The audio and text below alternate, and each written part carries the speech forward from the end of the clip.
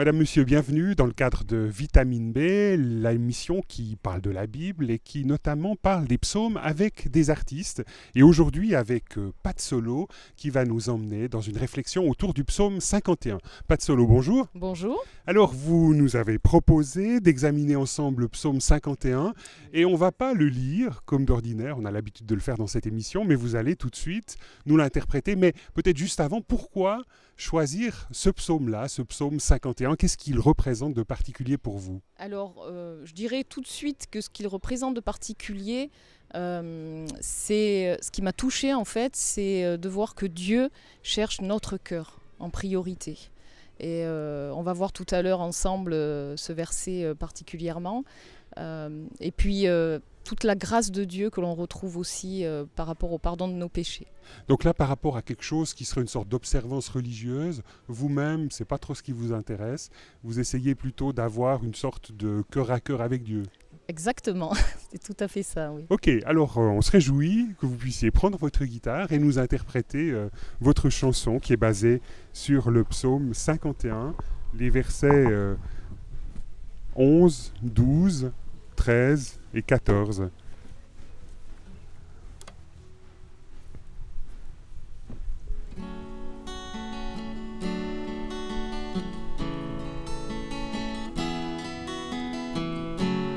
Dieu crée en moi un cœur pur, mets en moi un esprit nouveau, que je sois vraiment attaché à toi. Ton esprit ne me l'enlève pas. Oh Dieu, crée en moi un cœur pur. Rends-moi la joie d'être sauvé. Soutiens-moi par un esprit généreux. Détourne-toi de mes péchés. Fais-moi entendre les chants et la fête. Ouvre mes lèvres et je te louerai, Seigneur. Fais-moi entendre ta voix qui m'appelle et qui cherche mon cœur.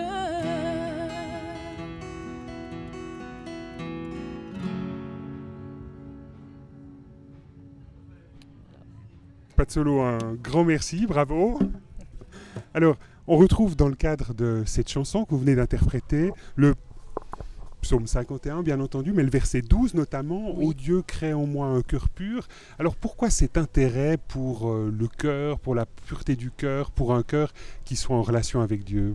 En fait, ce que je m'aperçois un petit peu dans nos vies parfois, c'est qu'on peut se laisser complètement distancer et par beaucoup de choses dans notre relation intime avec Dieu. Parce qu'on a tous une famille, une vie d'église. Vous avez deux enfants, vous avez aussi une activité professionnelle, Voilà. d'infirmière scolaire. Tout à fait. En plus, vous faites de la musique. Voilà, exactement. Donc, il y a de quoi être bien occupé. Donc beaucoup d'activités et quand ce psaume-là m'a touchée et que je l'ai mis en musique, en fait c'était pour moi un souci vraiment de me reconsacrer. C'est important ça? Qu'est-ce que ça veut dire se reconsacrer? Se reconsacrer, c'est-à-dire mettre vraiment la priorité sur des temps de qualité et d'intimité avec Dieu avant tout le reste. Et là, vous diriez que dans le cadre de votre spiritualité, oui. les psaumes sont justement l'occasion de renouveler ce cœur à cœur, d'être conduit dans une proximité plus grande avec Dieu? Tout à fait, parce que les psaumes, c'est quelque chose qui m'a toujours interpellée. Sans doute parce que c'est des textes qui étaient aussi mis en musique et que, comme je compose, et je suis sensible à ça, je pense qu'il y a un point commun par rapport à ça. Mais en même temps, ce que je trouve d'intéressant dans les psaumes, c'est que pour moi, les psaumes, c'est un cœur à cœur avec Dieu. C'est se montrer tel qu'on est, Bon, c'est pas trop de la doctrine, hein, en fait. Souvent, quand même, c'est plutôt un cri. Oui. Donc, il y a peut-être une facilité là de s'y reconnaître davantage que si on lit les épîtres de Paul. Tout à fait, tout à fait. Et c'est vrai que moi, je m'y reconnais beaucoup. Et quand je mets en musique les psaumes, c'est pour moi aussi une occasion de proclamer la parole de Dieu, les vérités sur Dieu. Et c'est quelque chose qui me fortifie. Alors si on reprend ce verset 12 du psaume 51, on voit cette invocation à Dieu, puis crée en moi un cœur pur. Oui. Pour vous, qu'est-ce que ça veut dire un cœur pur? Alors un cœur pur, c'est un cœur entier, entier pour Dieu. On peut s'apercevoir dans nos vies qu'on peut se laisser aussi polluer par certaines choses. On est pécheurs, on est tous pécheurs. Et régulièrement, personnellement, moi j'ai besoin de revenir à la croix et de me repentir. Et quand vous dites revenir à la croix, qu'est-ce que ça signifie? Ça signifie partager tout à Dieu en fait, hein, lui dire voilà, j'ai telle chose dans ma vie, il faut que tu purifies ça parce que c'est pas juste, c'est pas en accord avec ta parole et j'ai besoin vraiment de ton Saint-Esprit pour me soutenir là-dedans et pour justement être entièrement à lui, entièrement à lui. Alors la deuxième partie de ce verset redit un peu la même chose, Oui. hein, ne me fais-moi ou fais renaître en moi plutôt un esprit bien disposé. Oui, Alors on pourrait associer, j'imagine, un peu comme un synonyme, esprit bien disposé à cœur pur.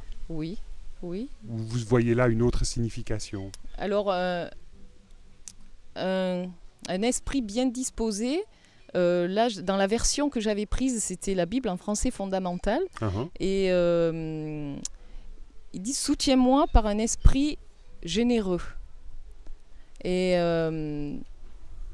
je crois qu'on a besoin vraiment d'être soutenu par l'Esprit de Dieu et par la main de Dieu pour notre marche de chaque jour. Et c'était vraiment pour moi cette prière, quoi. Seigneur, mais j'ai besoin, vraiment j'ai besoin de la présence de ton esprit. De son esprit, oui, tout à fait. Alors si on poursuit un petit peu la lecture de ces quelques versets Oui. de ce psaume que vous avez introduit au travers de ce chant tout à l'heure, le verset 13 dit « Ne me renvoie pas loin de ta présence et ne me retire pas l'Esprit Saint qui vient de toi. » Oui. Donc là, c'est des craintes que vous avez parfois de voir qu'au travers d'une certaine frénésie, peut-être d'activité, Oui. cette présence de Dieu vous quitte? Oui, c'est un petit peu ce que je disais tout à l'heure, Oui. c'est-à-dire on peut très bien faire des choses pour Dieu, on peut très bien dire qu'on aime Dieu, vivre sur des choses qu'on a vécues peut-être dans le passé, des expériences passées.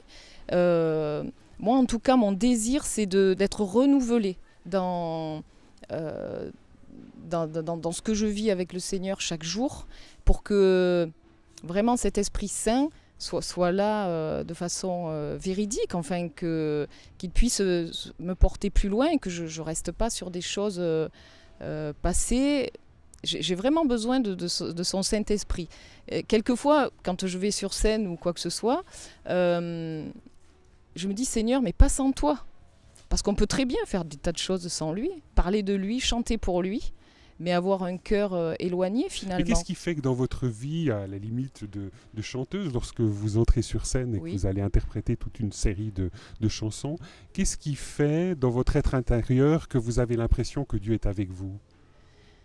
Je crois que on le sait parce que d'abord on a les promesses du Seigneur dans la Bible qui nous dit qu'il est avec nous, mais en même temps je crois que c'est une paix profonde en fait, une paix profonde. Et justement dans ce cœur, quand on a un cœur à cœur vraiment avec Dieu, quand on a une relation intime avec lui, on sait qu'il nous aime, on sait qu'il est là, on le sent, quoi. Voilà. La suite de ce psaume dit au verset 14 « Rends-moi la joie du salut et affermis-moi par ton esprit généreux ». On retrouve cette notion de joie du salut qu'on Oui. peut peut-être associer à cette paix dont vous venez de parler. Oui, C'est aussi quelque chose qui vous paraît important de retrouver régulièrement? oui, tout à Pas fait. simplement la présence, mais la joie du salut, Oui, vous oui. faites une différence? Oui, je fais une différence, effectivement, parce que le salut, moi, c'est quelque chose dont j'ai jamais douté, personnellement pour ma vie. Mais par contre, il y a eu des périodes de ma vie où il n'y avait plus cette joie, justement. Cette joie du premier amour, cette flamme où quand Dieu nous touche pour la première fois, on a envie de le crier partout, etc. Et et moi, j'ai vécu effectivement des périodes où c'était beaucoup plus difficile et où même j'ai crié, mais Seigneur, j'ai besoin de ta joie, j'ai besoin de ta joie, renouvelle ta joie en moi. Et il le fait. C'est votre expérience. Lorsque vous priez cette prière, elle revient quasi automatiquement. Oui. Et puis, je dirais que je proclame aussi les promesses de Dieu par rapport à la joie. Il y a un verset dans la Bible qui dit « Je ferai jaillir des fleuves d'eau vive ». Et moi, je me le proclame sur moi-même. Je dis « Seigneur, mais je veux ça, quoi. Je veux ça ». Et le Seigneur le fait. Moi, j'ai vraiment expérimenté ça. Et si vous aviez à dire aujourd'hui où trouve son origine cette joie du salut, vous diriez quoi? Je crois que ce qui fait la plus merveilleuse des choses, c'est que on est gracié, on est sous la grâce. Moi, la grâce, c'est quelque chose qui me touche particulièrement. Et la grâce, pour vous, c'est quoi? La grâce, alors, c'est... On n'a rien à accomplir, on n'a rien à prouver à Dieu. On n'a rien à gagner. C'est Jésus qui a tout accompli sur la croix. Et on a simplement une chose à faire, c'est d'accepter ça. Et ça paraît très simple, mais ça peut être très difficile en même temps, parce que quelquefois on préfère gagner les choses par nous-mêmes. Oui, on est dans un siècle marchand où tout s'achète et tout se vend, et finalement un cadeau dans ce contexte-là, c'est toujours un peu difficile. Exactement, oui, c'est vrai. Je pense qu'effectivement ça y joue. Alors si on poursuit un peu la lecture de ce psaume et qu'on regarde un peu comment il se termine, on voit qu'il y a une très grande confiance dans la fin du psaume à partir du verset 20.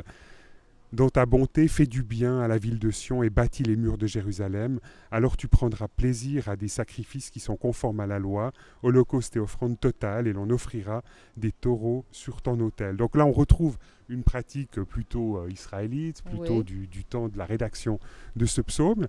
Mais vous-même...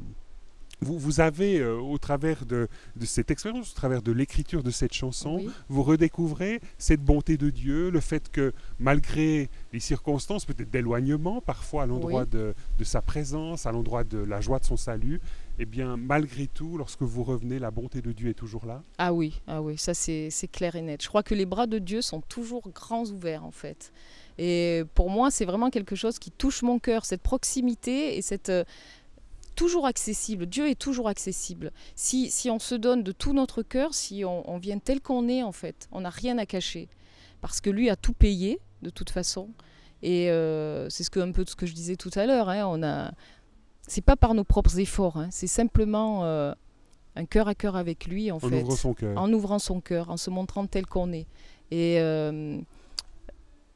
pour moi aussi, la louange, et puis je dis ça dans ce chant, hein, je dis fais-moi entendre les chants et la fête. Et c'est important pour moi, c'est vrai quand je suis rentrée dans cette composition, parce que quand on proclame la parole de Dieu par la musique, en fait, c'est comme si c'était un appel du Seigneur, quoi, un appel du Seigneur où on commence à entendre à nouveau les chants, la fête, et où on a envie vraiment d'élever son cœur et de donner les louanges à Dieu, de redonner nos louanges à Dieu. Donc finalement, cette chanson, la mise en musique de ce psaume, vous fait d'abord du bien à vous-même. Ben oui, tout à fait. Pat Solo, merci beaucoup d'avoir accepté notre invitation sur ce plateau de Vitamine B. Madame, Monsieur, nous espérons que cette méditation du psaume 51 vous aura intéressé. Au revoir et à bientôt.